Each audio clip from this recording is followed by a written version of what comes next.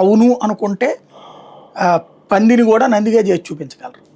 అదే సందర్భంలో కాదు అనుకుంటే గనక పరమ నీచాతి నీచమైనటువంటి వ్యక్తిత్వ హననం చేయగలరు. పృథ్వీరాజ్ అనేటటువంటి వాడు ఎవరితోనో ఫోన్ సంభాషణని కావాలని ట్రాప్ చేసి మాట్లాడిస్తే అంత రచ్చ చేసిన వాళ్ళు ఇప్పుడు వచ్చేటప్పటికి అయ్యయ్యో అన్యాయంగా దుష్ప్రచారం చేస్తున్నారు. మీరు ఆ పత్రికలో భాష కూడా చూడండి. జగన్ గ్యాంగ్, అదే చంద్రబాబు గారి స్కిల్ డెవలప్మెంట్ స్కామ్ అయితే కనుక అది స్కామే కాదు, స్కిల్ డెవలప్మెంట్ అనే పేరుతో పెట్టిన తప్పుడు కేసులో అని రాస్తారనమాట. ఇప్పుడు చేస్తే నిజంగానే చేసేసింది అంటే ఆ వార్తలోనే నిబిడీకృతం చేసేటటువంటి మైండ్ గేమ్ ఉంటుంది. దీన్నే ప్రాపగాండా గేమ్ అంటారనమాట. అంటే దీన్ని మిమ్మల్ని ఆర్టిఫిషియల్గా ప్రిపేర్ చేసేస్తారు సైకలాజికల్గా.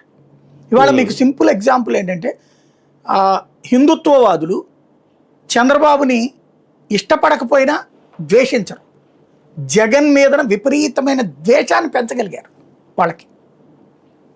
ఇలాగే పదే పదే మాట్లాడి అంటే వీడైతే వెదవబ్బా, ఈయన పర్లే, ఈయన మంచోడు కాకపోయినా సరే అనేటటువంటి ఒక ఫీలింగ్.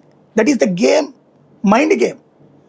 ఆ గేమ్ కోసం లక్షల మాటలు మీరు చెట్ట చివరి రోజు దాకా అది మాట్లాడుతూనే ఉంటారు. ఎన్నికలు అయిపోయి మళ్ళీ ఎన్నికలు అయ్యాక గెలిచారంటే కూడా అట్లాగే మాట్లాడతారు. ఓడిపోతే అప్పుడు